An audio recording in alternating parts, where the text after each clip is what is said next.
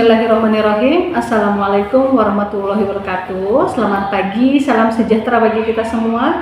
Perkenalkan, nama saya Lona Noviani, dosen pada program studi manajemen retail, Fakultas Ekonomi dan Bisnis Universitas Banten Jaya. Pada kesempatan ini saya akan menyampaikan salah satu mata kuliah yang diampu, yaitu mata kuliah e-commerce. Mata kuliah ini berada di semester 2 dengan bobot 3 SKS. Pemaparan ini dibuat dalam rangka mengikuti seleksi sertifikasi dosen tahun 2024 sebagai penyataan diri dosen dalam unjuk kerja untuk menunjang Tridharma Perguruan Tinggi atau disingkat PDD UKTPT di bidang pengajaran. Dengan demikian, pada mata kuliah e-commerce ini disusunlah capaian pembelajaran mata kuliah atau biasa disebut dengan CPMK. Dalam mata kuliah e-commerce, CPMK adalah kemampuan yang dijabarkan secara spesifik dari capaian prodi yang dibebankan kepada mata kuliah dan bersifat spesifik terhadap bahan kajian atau materi pembelajaran mata kuliah tersebut. Adapun capaian pembelajaran pada mata kuliah ini adalah mahasiswa mampu memahami kajian tentang ruang lingkup e-commerce dan e-marketplace, memahami tentang aplikasi e-commerce, memahami tentang produk dan layanan e-commerce, memahami tentang business to business e-commerce dan support service, dan memahami tentang strategi dan implementasi e-commerce.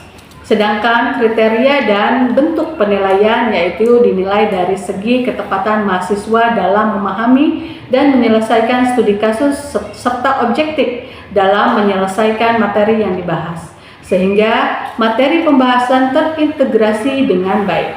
Bentuk tes yang dilakukan adalah membuat resume, membahas materi, praktek, dan menyelesaikan studi kasus dengan berdiskusi antara mahasiswa dan dosen. Adapun bobot penilaian dalam mata kuliah ini adalah: pertama, kehadiran 30%, kedua, penugasan 10%, ketiga, kuis 10%, keempat, UTS 25%, dan kelima, UAS 25%. Demikian rancangan pembelajaran studi mata kuliah e-commerce yang bisa saya sampaikan. Semoga CPMK yang diberikan pada mata kuliah ini dapat sesuai seperti yang diharapkan dan yang ditargetkan oleh para dosen pengampu. Terima kasih. Wassalamualaikum warahmatullahi wabarakatuh.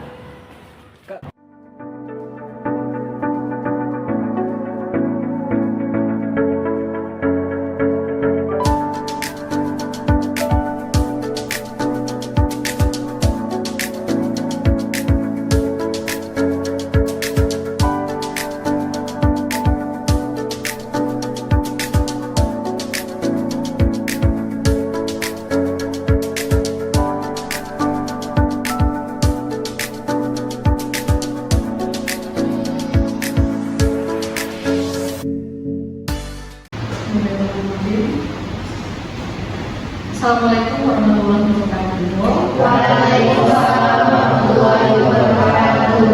Terima kasih kepada teman-teman telah hadir di kelas ini ya, teman-teman ini. Ada baiknya sebelum memulai perkuliahan kita berdoa terlebih dahulu yang akan dipimpin oleh ketua kelas tentunya. Silakan kepada ketua kelas untuk memimpin. Perhatian teman-teman, mari kita sebelum memulai perkuliahan ini kita membaca doa dalam doa dimulai.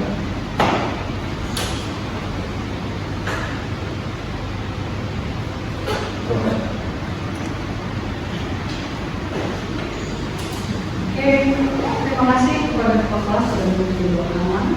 Ya, seperti biasa di kelas itu berlaku absen, ya, absen kehadiran. Ya, adapun yang tidak bisa hadir itu diharapkan untuk memberikan keterangan, misalkan kalau ada keperluan itu izin ya dengan mengirimkan WA ke dosen yang bersangkutan ya, atau sakit juga menginformasikan ke dosen yang bersangkutan agar tidak statusnya apa.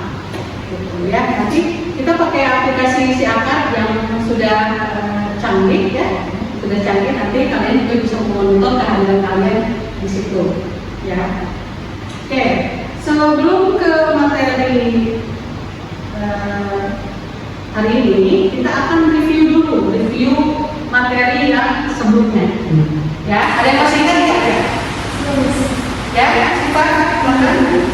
lalu kita belajar proses layanan yang ada di e-commerce. Oke. Ada lagi yang lain yang bisa yang mau review? Ya. Mungkin tentang layanan yang ada di e-commerce kayak B2B, B2C, C2C, C2B, marketplace, media, internet banking, sama indikator. Ya, itu beberapa platform yang ada di dalam e-commerce, namun sebenarnya masih banyak lagi ya. Jadi dengan perkembangannya zaman makin bermunculan produk-produk yang dimunculkan oleh e-commerce ya.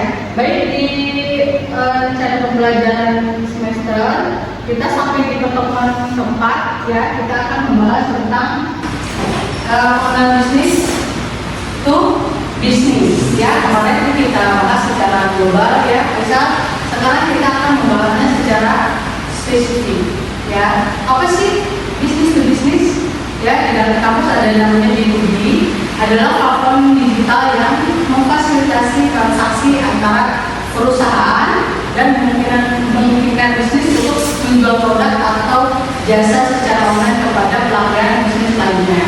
Ya, jadi perusahaan mereka menyediakan produk dan yang membeli itu biasanya mereka istilahnya untuk dijual lagi. Ya, jadi bisnis untuk bisnis lagi. Gitu ya. Nah, ini ya ada keuntungan menggunakan platform e-commerce di dalam B2B. Yang pertama, efisiensi operasional, ya, mengurangi biaya, mengoptimalkan proses dan meningkatkan produktivitas, ya. Bagaimana sih maksudnya mengurangi biaya? Mengurangi biaya di sini ketika kita pakai internet untuk berjualan, ya, platform yang ada di e-commerce itu tidak banyak biaya yang harus dikeluarkan. Kalau misalkan konvensional atau toko, kita harus mempersiapkan toko, ya, lalu apa lagi etalase, lalu apa lagi, ya, belum yang jaga mungkin ya harus dikasih upah, ya, lalu apa lagi produk-produk ya yang harus di-display sedemikian rupa ya. Sementara kalau di e-commerce kita cukup tampilkan foto-foto.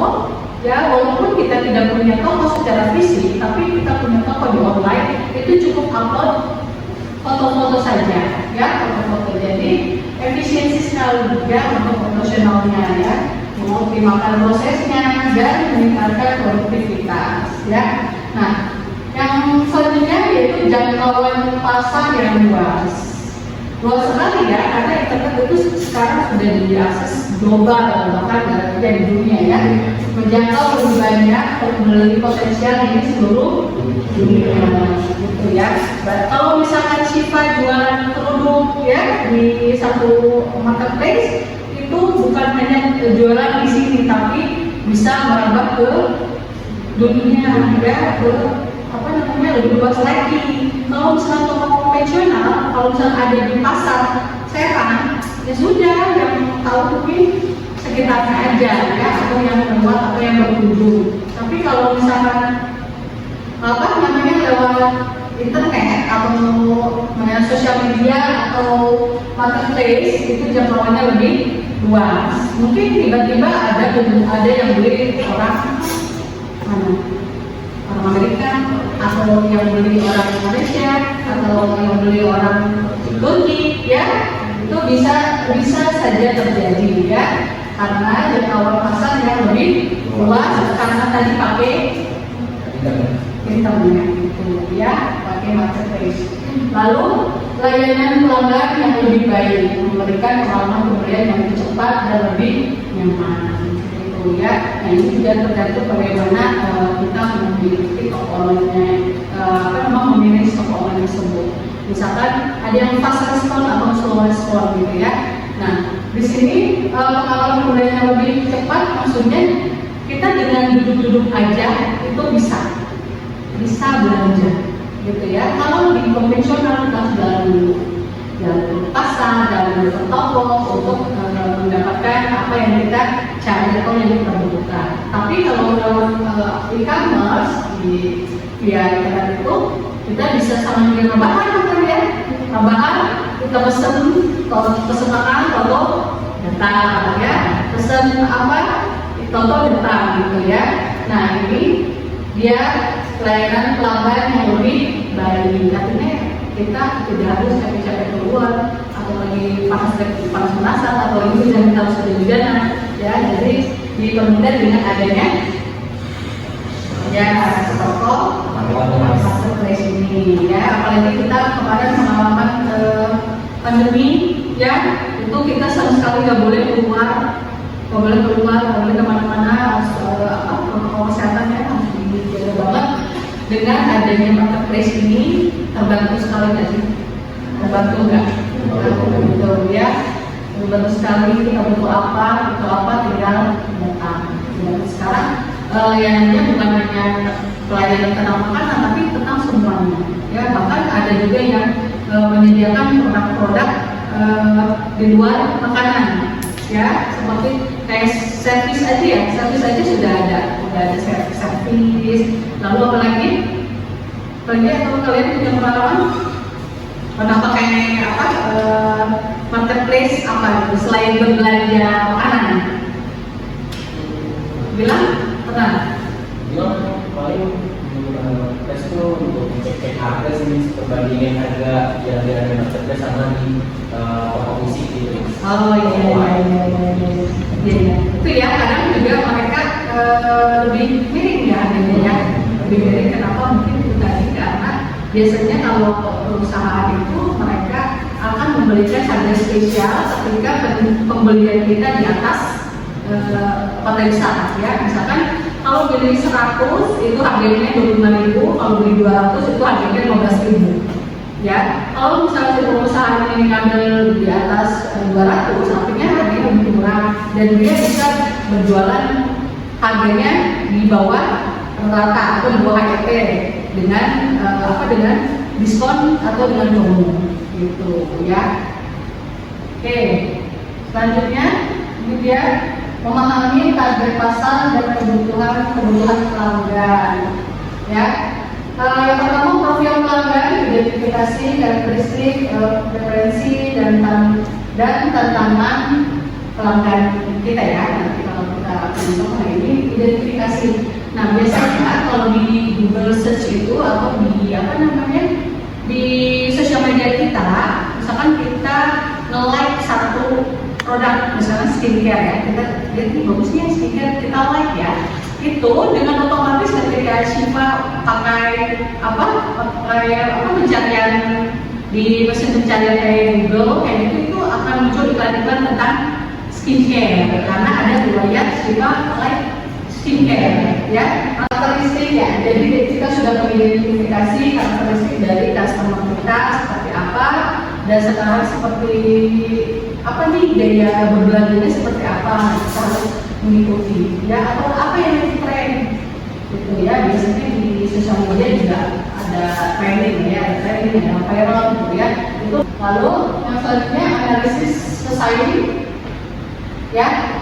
Kita mau buka marketplace, pelajari strategi dan penawaran kita untuk berinovasi gitu ya. Setelah kita tahu konsumen kita pengennya apa, ada diidentifikasi, oh ini yang lagi viral, lalu kita analisis pesaing kita ya, pelajari strateginya dan penawaran kompetitor ya. Kalau misalnya kita tadi mau jualan skincare ya, apa sih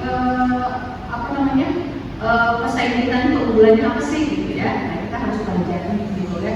Lalu penawaran dari mereka itu seperti apa? Kalau penawaran dari mereka misalnya ini beli satu gratis satu gitu, oh ya sudah, kalau kita beli satu dapat apa gitu ya, dapat apa gitu. Jadi kita untuk mengimbangi atau mengantisipasi penawaran dari kompetitor sehingga produk kita bisa dijual, bisa terjual gitu ya.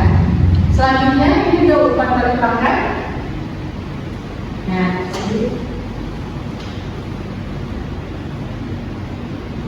Nah, umpan balik pelanggan, dapatkan wawasan berharga dari pelanggan untuk perbaikan tawaran kita. Ini biasanya kalau di marketplace apa namanya? Rating. Rating, lalu apa lagi? testimoni, ya testimoni ulasan, ya kita harus mendapatkan ini supaya kita tahu bagaimana produk kita, ya produk kita diterima atau tidak, lalu apa kekurangannya, apa kelebihannya, gitu ya. Dan memang ini penting sekali buat buat kualitas produk kita, ya peningkatan kualitas atau seperti apa, atau peningkatan pelayanan. Karena kan yang nilai itu bukan hanya produk, tapi juga pelayanannya, ya. Kalian mungkin suka lihat ya, karena kalau misalnya sebelum kita beli produk di toko online, biasanya kita memperhatikan dari rating sampai ulasan. Biasanya ulasannya, layanannya, oke, lalu produk, oke, gitu ya. Terus apa lagi? Packing, rapi, gitu ya. Terus pas respon, ya, pengiriman cepat, ya. Nah itu salah satu umpan balik dari pelanggan yang kita butuhkan untuk memperbaiki apa yang kita jual, ya, untuk memperbaiki tokonya kita. Oke, selanjutnya di sini membangun strategi pemasaran yang efektif, ya. Strategi itu banyak ya.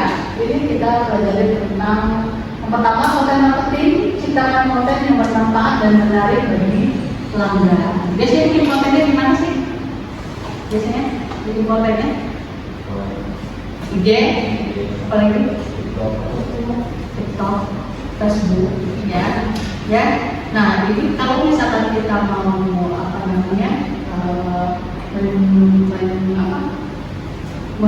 menyisir atau mendapatkan target yang banyak, kita harus memanfaatkan semua platform yang ada, ya.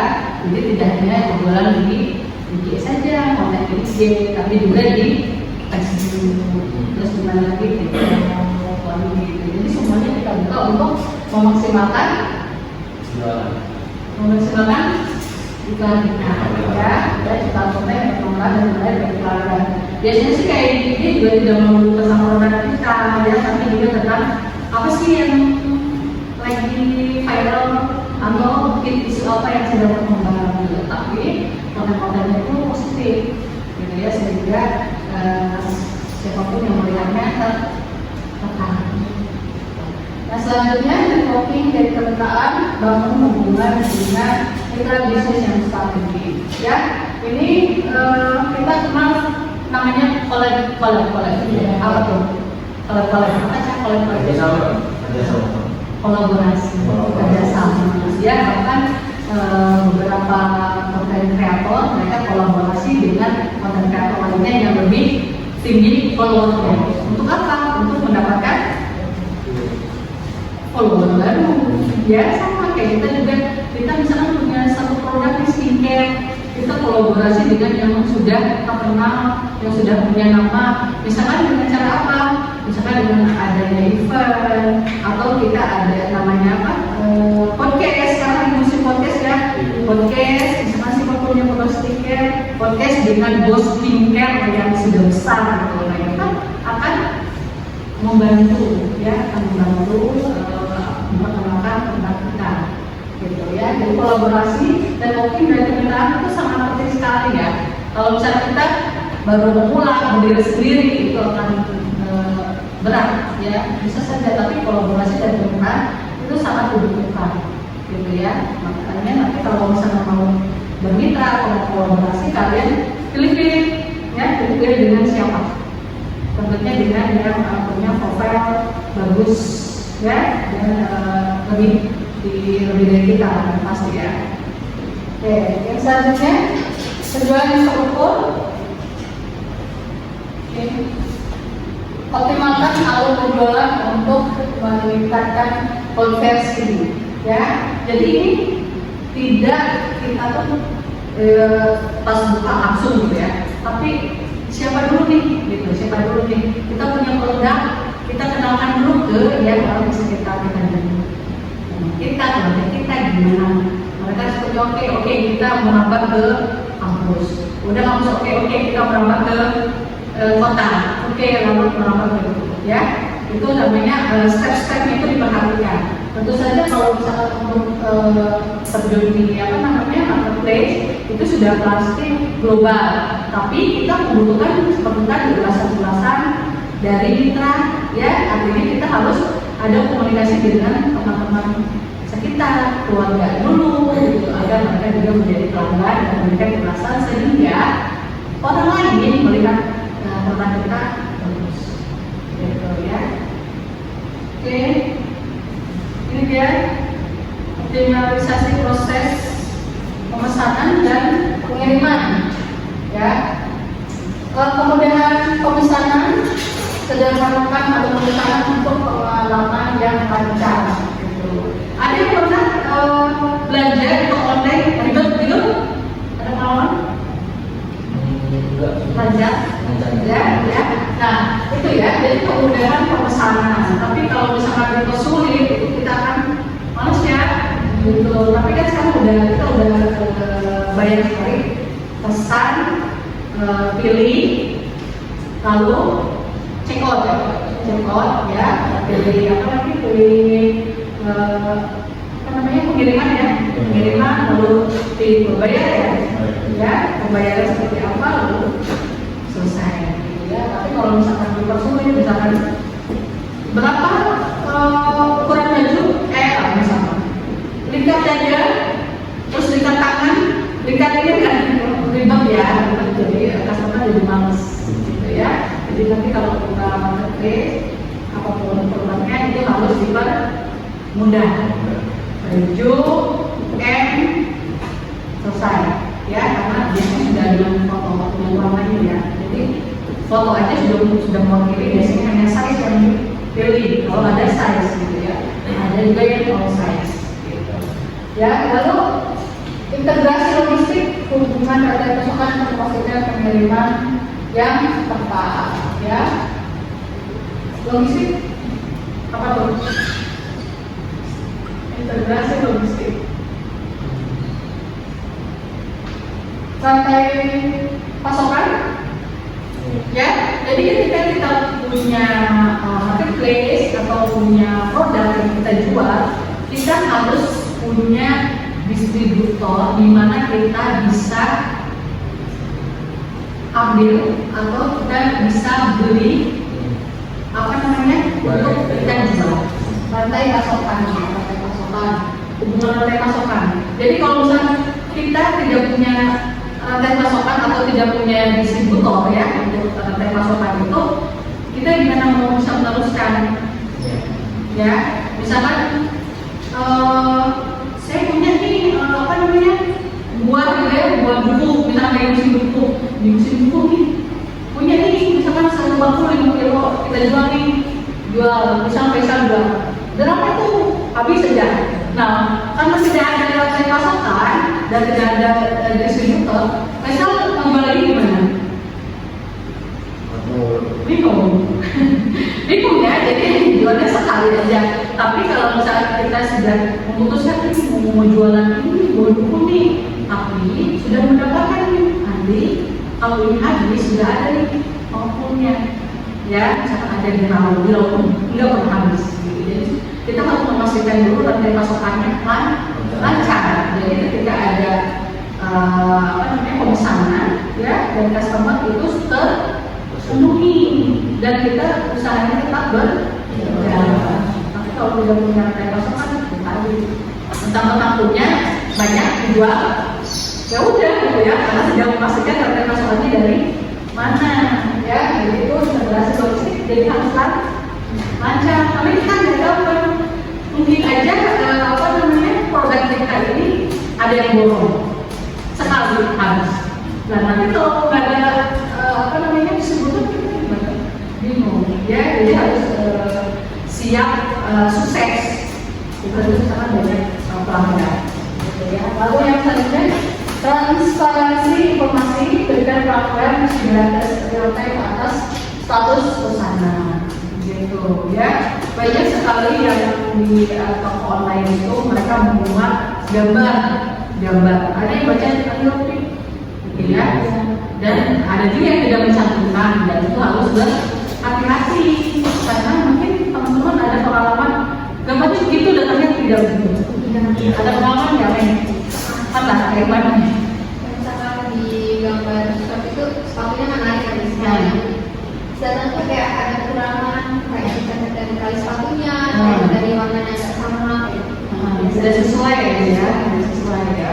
Nah itu ya, jadi kita harus ibaratnya berjualan jujur gitu ya.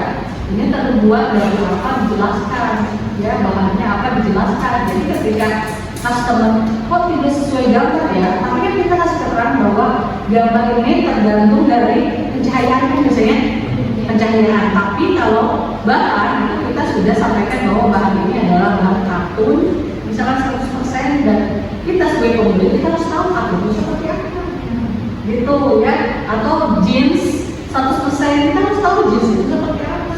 Misalkan di pokoknya kok kayak katun ya, kalau datangnya jeans dan memang di deskripsinya itu adalah jeans gitu ya.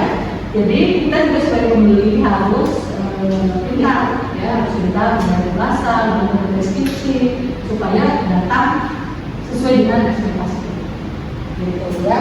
Jadi transparansi informasi ini harus benar-benar ya, jadi biar customer tidak kapok gitu. Ya, sampai di sini ada yang mau ditanyakan? Ya, Najwa, Bagaimana cara membuka toko di marketplace? bagaimana cara Membuka toko di marketplace. ada lagi yang mau bertanya? Finish. Sekali lagi ya, ya sekali lagi ya. Oke, gimana Mai? Apa saja sih Miss yang harus disiapkan untuk membuka toko online? Yang harus disiapkan Untuk membuka toko online. membuka Toko online. toko. Tadi Najla, Najla, Bagaimana cara membuka toko di marketplace? sama ya? Ini cara membukanya. Membuka. Oke. Toko online. Ada yang punya toko di marketplace? Udah ada yang buka? Ini pengalaman punya Miss. Oh iya, Pak udah pernah. Di Gimana? Shopee. Oh di Shopee gimana? Itu memang apa buka toko online-nya belum lama dan ratingnya juga belum ke atas karena memang penjualannya belum banyak. Untuk saat ini memang apa yang sedang memperkuat nama tokonya itu Postnet. Oh ya. Oke, berarti ini bisa menjawab pertanyaan Najwa nih. Cara bukanya gimana nih? Cara bukanya dari kita tidak buka. Gimana lagi? Untuk jawab ya Miss untuk Najwa. Jadi untuk membuka toko online itu biasanya kita pertama nih ya, apalagi yang punya aplikasi Shopee, kita download dulu Play Store. Setelah itu buka akun. Itu setelah buka akun pun kita mendaftarkan diri untuk menjadi influencernya gitu. Jadi berbeda lagi untuk mendaftarkan diri mulai dari nama, nomor handphone, lalu nama toko, lalu produk apa saja yang harus kita perjualkan gitu. Setelah itu kita mulai share satu persatu produk apa saja yang kita akan jual gitu. Mulai dari harganya, lalu estimasi pengirimannya, misalkan melalui JNT, JNE, dan pembayarannya itu melalui apa saja. Itu nanti kita terapkan di toko kita. Jadi gimana caranya kalau kita biar ratingnya lebih atas. Oke, ya. Gimana Najwa? Mungkin nanti khusus langsung ya, sekolah ya. Ya intinya sih kalau cara membukanya mah udah ya Mei? Ya, Udah tadi karena sudah ada apa di satu platform itu ada petunjuk-petunjuk. Jadi klik ini, upload ini, klik ini, upload ini gitu ya. Jadi bisa sambil ngobrol sama Mei ya. Kalau tentang cara buka toko, gitu ya. Tapi jangan buka aja dari isi. Ya, nanti dari isi ya. Jadi, nah, tapi ini menjawab pertanyaan Mei ya. Sebenarnya sih Mei kan juga punya. Yang mungkin yang Mei tanya itu bagaimana sih supaya apa sih dari itu jalan gitu ya. Nah, yang pertama itu Mei kita harus adakan menganalisis tadi produk yang dibutuhkan oleh masyarakat kita. Kita sasarannya siapa dulu nih? Kalau sasarannya ABG itu apa sih yang mereka butuhkan? Atau kita sasarannya ibu-ibu apa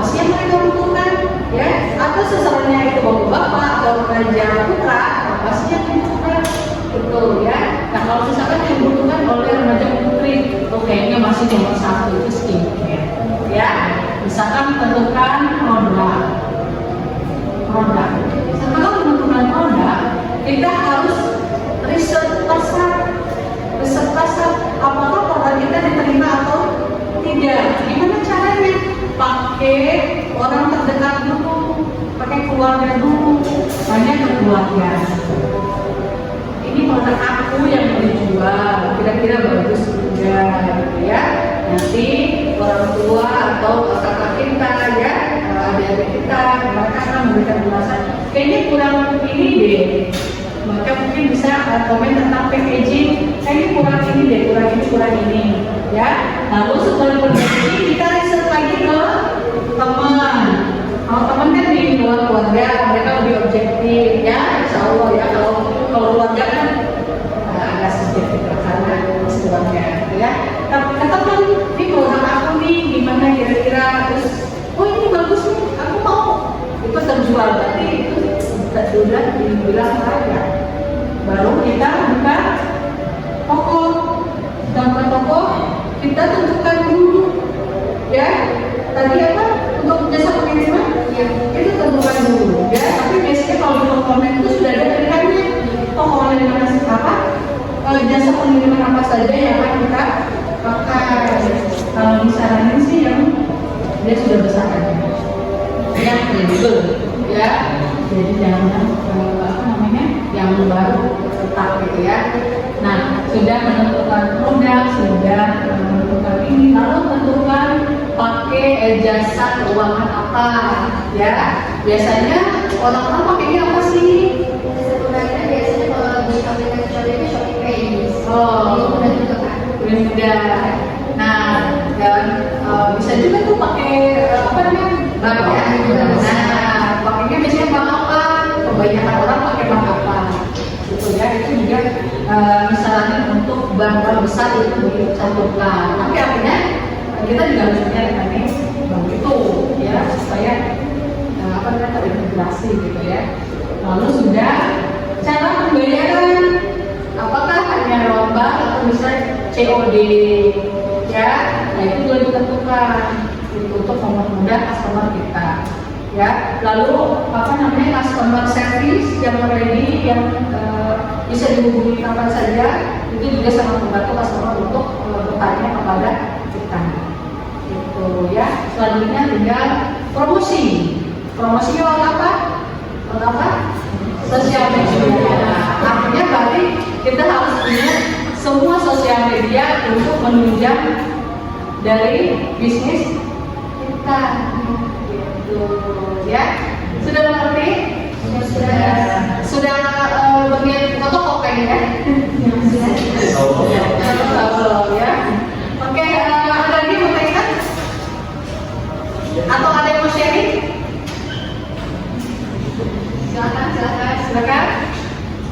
Inovasi mungkin. Tidak ada? Ya, sudah ada. Oke. Kalau tidak ada, please Anda mengerti semuanya, ya. Semoga nanti apa yang direncanakan ya berjalan sesuai rencana. Oke, kalau tidak ada pertanyaan, please akan ulas untuk pertemuan kita berikutnya ya.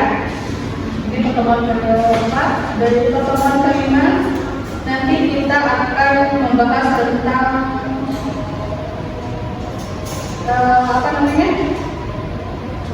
elektronik sistem, elektronik sistem.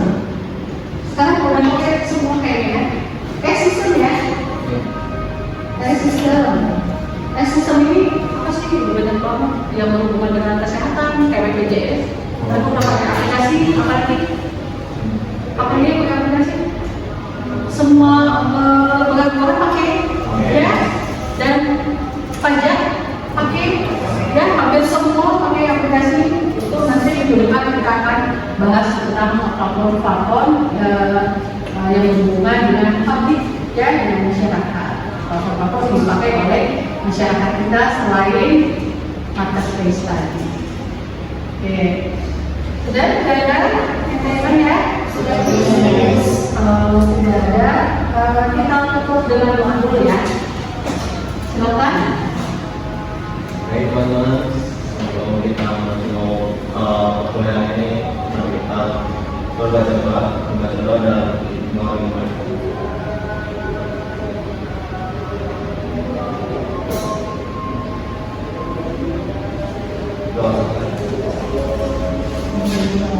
Terima kasih kepada teman-teman yang sudah hadir kelas hari ini. Ya, semoga apa yang kita pelajari ini ada manfaatnya. Ya, jangan lupa dipelajari juga di rumah. Ya, dipahami lagi. Ada pertanyaan nanti di depan lagi ya. Oke, terima kasih semuanya.